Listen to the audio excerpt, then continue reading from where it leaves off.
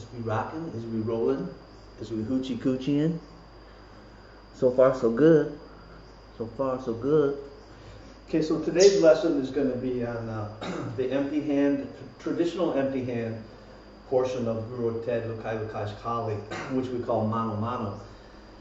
And the basic resources for that are blade and stick movements, primarily blade and stick movements, so weapon-centric idea, as well as Chinese martial arts, which are in his curriculum referred to as Kun Tao and or Gung Fu. And then there's some facets of Silat in there as well. But I'm going to start today with the basic hand drills. And again, just like everything else, we kind of start out in a neutral or natural position. And this is just simply inward circling on the high, middle, and low lines. Okay, and outward circling on the high, middle, and low lines. And downward circling, or these are all, basically we call these windmill. The whole series is called a windmill. High, middle, and low line, and upward, same thing. So inward, outward, downward, and upward. Okay. Then you have the double hand techniques that are basically connoting figure eight movements. So the upward figure eight, again, it can be central here, it can be down, there can be level changes, or it can be leaning back. Okay. Then it goes in the opposite direction. Okay, so for those of you that have done some Wing Chun, you will see some similarity. For those of you that have done some Filipino martial arts in regards to Sinawali, you'll see some relativity of motions as well. But what you have to remember, like, again, it's the human style, right? There's only so many ways that the body can move. Again, number one, it's weapon-centric. It's blade awareness. It's not only blade awareness in applying blade movements to my empty hand, but with the mentality that my opponent actually has a knife and that I do not. All right? And this is a big component into the what we call panantukan. But in regards to panantukan, I'm going to be showing it in the hybrid stand-up fighting section, in the HSF section. And so the only empty hand I'll be showing in the Kali Abtik session is this type of thing, which we call Mano Mano. Okay? All right. So hope it's not too confusing for some of you. It's still all the same damn thing to me, to be honest with you, right? Okay. But we have been used to learning things style-centric, and there's nothing wrong with paying respect to the source and mentioning the resource of where anyone has gotten it from. I think that's quite important to do. But also point out the fact that, hey, human beings, 2 arms, 2 legs, eh? All right, so where was I? All right, so we had the inward and outward, the downward and the upward, the out and in, with up and down. Okay, so the difference between these movements, again, these are kind of also like X boxes, which you'll find in the Chinese styles, Okinawan styles, Silat systems, anything that's influenced by the Chinese systems, okay? But there are also, ways to do weapon blocks as well, all right? And so the front hand can be the low forearm and the back hand the high, or it can be vice versa this way, right? So when you get these weaving techniques this way and this way, it will switch depending on what you're trying to do. All right. The other aspect is the scissoring movements, which are called crosada. And so again, basically you have open to close, right? Tips pointed down. Tip of my fingers pointed up, yeah? One side and the other. One side and the other. Okay, so if I had a knife or a stick, you could see these shoulder shield or roof movements, or even Paiong, the umbrella block movements. Okay, it all fits into this understanding of what we call mano mano. So it's really fun to kind of play with it and flow with it. especially with some music on. And what you're trying to think about is, again, major and minor, right?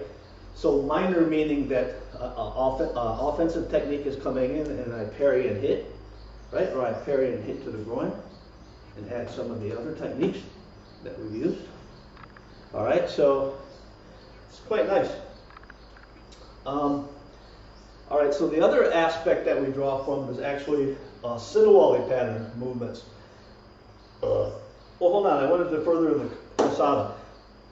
So the crosata introduced us to scissoring movements, which are referred to as gunting. But, you know, gunting is most popularly known for attacking the limbs, but actually it just means to scissor, right? So some of the methods of attacking the limbs are scissoring, whereas some are not. And we'll get into that later. Lee wanted to talk about that a little bit, destructions. So we will touch upon that further, but I don't want to get into that right now. So one of the high vertical scissor is part of inward circling and part of a shielding movement. Okay? And I'm just doing a basic replacement footwork step and using angulation. So it can come from where both of them are circling up like this, okay? Where the hands are already up.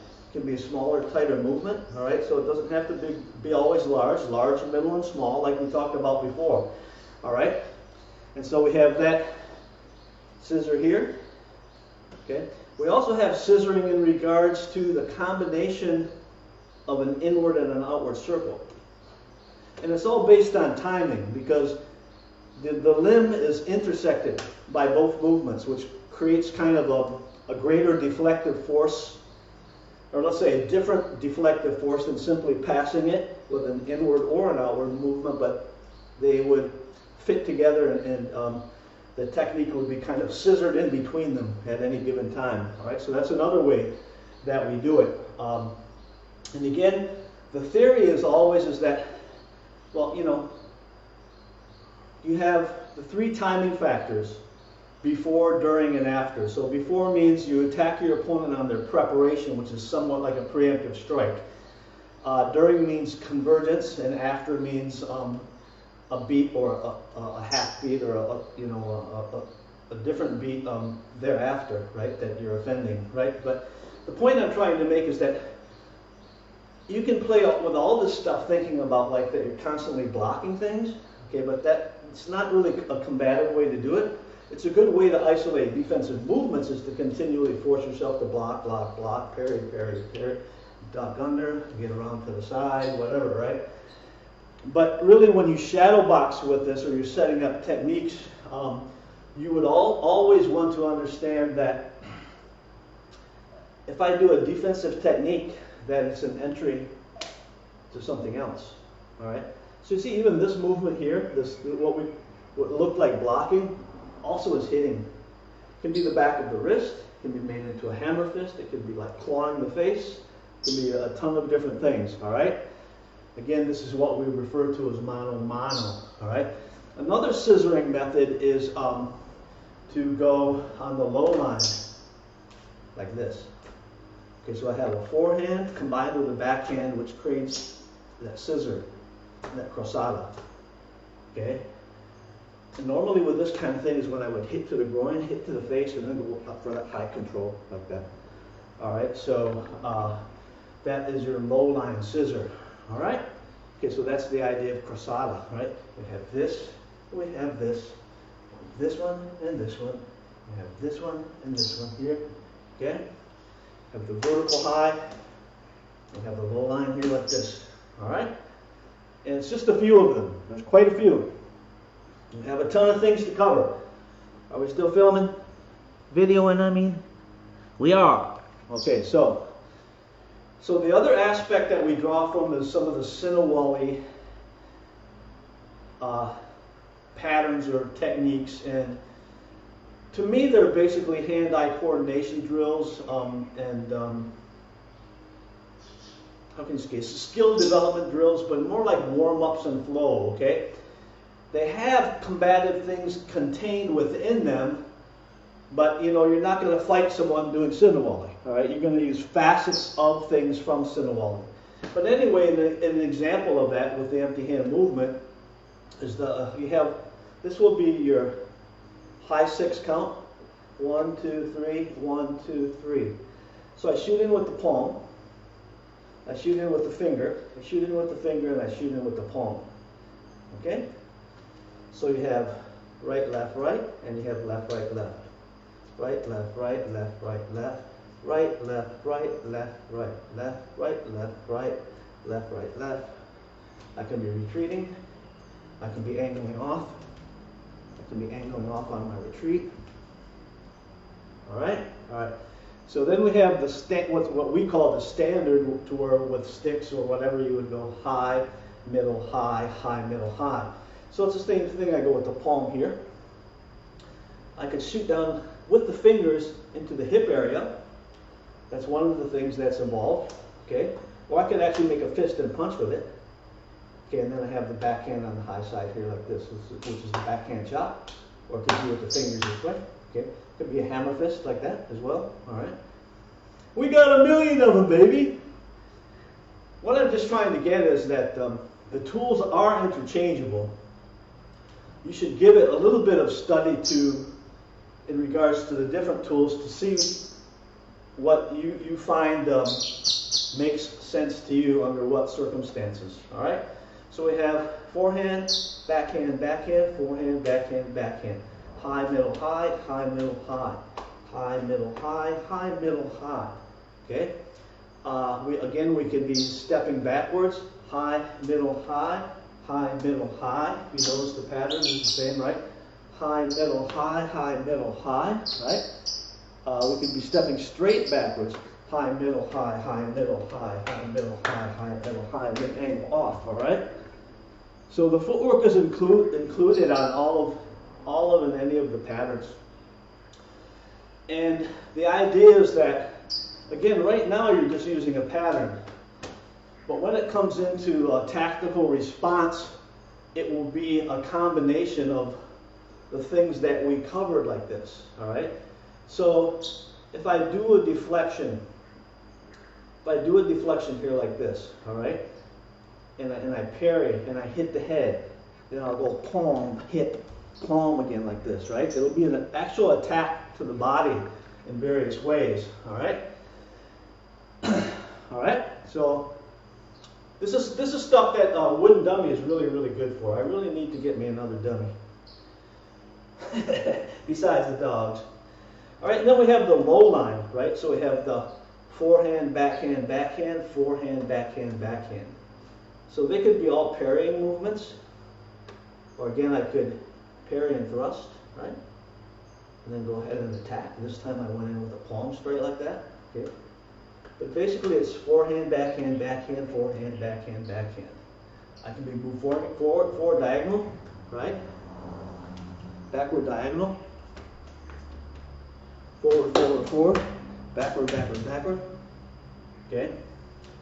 And so again, your mentality is thinking whether it's a deflective quality in regards to dealing with a minor, or whether it's actually the movements are attacking movements that come forward, all right? Or whether that you're actually attacking the person's arm instead of simply parrying movements but you're adding a little bit of oomph like a back-handed movement or what have you, or even an elbow strike like this as to hurt their limbs while they're attacking you, all right? So those are some basic mano techniques, all right? So now I'll give you a couple to work off of, and this will be off of the low line to begin with. So just from a natural position here, basically what I'm going to do is parry away from me as I step off the line.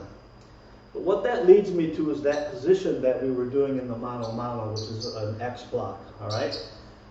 So when I go to here, now I have both hands on his limb, and that would be considered blade awareness because I'm considering that the limb that he is attacking me with has a knife in it. So that's the reason why I'm simply not going, no, I don't want to get into trouble here. I'm just teaching in a progression. I don't want to get into trouble with myself or with you, right? There are dine and dash techniques here. Let me explain what I mean by dine and dash again, which fits into the def tack a little bit more. If I pass his knife technique and simply run by him and take his head off and can escape the situation, then that's cool too. In regards to the sequence, now what I'm doing is that I'm staying in there with him. Okay, and then I'm hitting to the groin here. Hitting to the groin here, but I still have the checking hand up against his arm, all right? So basically what I'm doing is 1, 2, but I have a double block here, and then 3, 4 hit like this, all right? So 1 and 2, 3 and 4, like this, all right? Try again. It could be from a cross position or an open position, all right? But essentially, you begin to move this way with the pass, hit here and reface. Now, when I attack the groin and begin to hit him, I'm going to create forward pressure from that angle to disrupt him, okay, with a number of shots, all right? Again, which would allow me to shove him back and escape if need be. So again, you'll be hearing this over and over again. It's you can continue to stay engaged, or you can disengage and try to flee for whatever reason that actually happens, all right? So we got 1, 2, 3, 4, and 5, okay? 1, 2, 3, okay? 4 and 5. 1, 2, 3, hit and hit. This time I punch this way, all right? And you see that barring arm, that jamming up of the arm on the side here. After my palm hit, after my block and groin strike, and either poke to the eyes or hit with the hand, then that one changes into a barring arm in order to continue to control that knife hand and to follow up with a hit. Excuse me. 1, 2, 3, 4, 5, 6. Okay? Then again, the goal is to get off to the outside. So instead of just backing up and then going back in, all right, what we're doing already is zigzagging. See the zigzag? Groin, head, head. All right? Okay, a couple more times. Angle out, angle in, forward pressure. Okay? And last time, angle out, angle in, forward pressure. Okay? All right. All right, so the same thing can be done on both the left and right side, but you have to remember when you do simulations like this is that you have to understand whether the guy has his right foot or left foot forward, or whether he's holding the knife in the right or the left hand. Okay? This will be to the outside of the attack. Okay? And if he had his right foot forward and is holding the knife with the right hand, okay? But if he had his left foot forward and he was holding the knife with the left hand, then I would go this way and go to the other side. Okay, you understand what I mean? All right, so that would be the idea behind this. Then, I'm not going to do that right now, but I'm going to finish this off with actually against the right hand attack, but picking it up this way, okay? Picking up the parry on the inside. Now, there's different ways you can practice this, okay? In other words, I could be stepping back to parry, which basically would mean that I would be at kicking range, kicking him in the groin, right? Or kicking him in the knee on this side. But what I want to do is get a little bit closer and use the same idea of zigzag. Remember before on this one, when we went to the outside, how we zigged and zagged this way? Okay, so basically now, when the knife comes in, I'm going to, instead of yielding away from it, I'm going to parry and crash with it this way. Okay? And after I parry and crash with it, I will zigzag and control the arm over the top, hit with the forearm and pull into the knee. All right? So again, the attack is coming here, or it's coming a little bit wider this way, and basically I crash here like this. I want to get it up and over, pull it tight in, hide behind my own arm as a shield, hit the groin, hit the neck, pull it into the shoulder, knee, all right? So you see the technique is similar to what you've seen in the other video in regards to forearm strike, trap the back of the head and the neck, pump the shoulder in if need be, elbow strike, so on and so forth. It could also be headbutt as well, all right? So the point is now is that you zig and zag, okay? So before the knife attack came in, I was yielding to it and then refacing to jam it up. Now basically I'm going to head and go into its arch and jam it up immediately and finish off from the corner, but it's the same corner.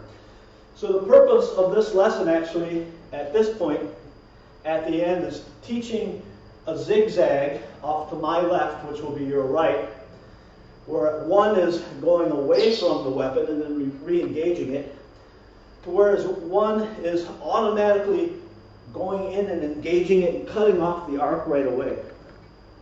All right? Okay. So let's try a couple more. Okay. Parry, hit, and encompass. Hit, hit, and grab. All right? 3.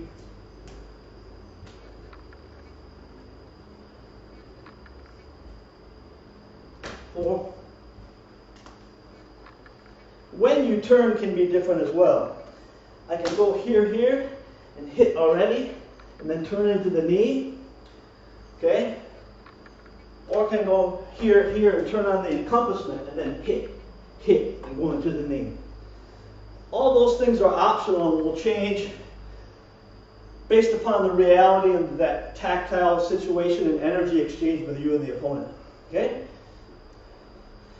An example would be is that when I go here, and as soon as I crash his knife arm, then he tries to take the path of least resistance and cut my neck.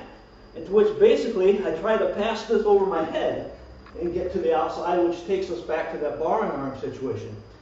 So anything can change at any given moment. So that's the idea why you have some of these universal techniques. Something comes into here, I pass it if I need be. If I block it and I crash, but I don't hurt him and he tries to cut my belly open, I'll pass it, all right? If I crash him on the low line, he tries to come up over the top, I'll pass it. But I won't pass it merely for the sake of passing it. I'll pass it because I have to pass it. Okay? So some of the complementary drilling that you do, that people like to talk shit about, it's not that it's bad stuff. It gives you good understanding and ability to move. But you have to use it improvisationally and or in real time against, you know, a non-resisting, sorry, a resisting opponent, okay? A non-compassionate motherfucker. Okay, so I think that's going to do it today for the mano mano. So I have inward and outward circle, downward and upward circle. Okay, these two are weaving. Okay, you have the Sinawale techniques to pull from. You have the scissoring, and you have the scissoring. Okay, and you have all the footwork patterns. See you next time. I think next up is death tack now again. All right, dudes, be cool. And never take any wooden nickels or rubber biscuits.